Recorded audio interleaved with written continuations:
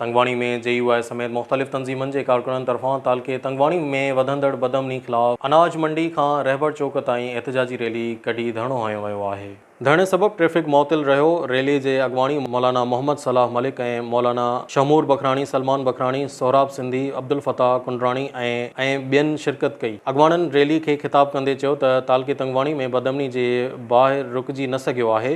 चोरी, फुरन, अगवा जा वाक़िआ रोज़ जा मामूल बणियल आहिनि ऐं कुझु ॾींहं अॻु महताब गुजराणी खां धाड़ेलनि मोटरसाइकिल ऐं क़ीमती सामान फुर करे विया ऐं अमन जो सूरत-हाल तमामु ख़राबु आहे। अॻवाणनि CM Sindh, IG Sindh, SSP Kashmir खां मुतालबो कयो त महताब गुजराणी जो फुर थियल मोटरसाइकिल ऐं रोक रक़म रिकवर करायो वञे, तालके तंगवाणी में अमन अमान जी सूरत बहाल कराई वञे ऐं SHO तंगवाणी खे हटाए नओं SHO मुक़ररु कयो वञे। ॿी सूरत में एहतजाजी तहरीक जारी रहंदी।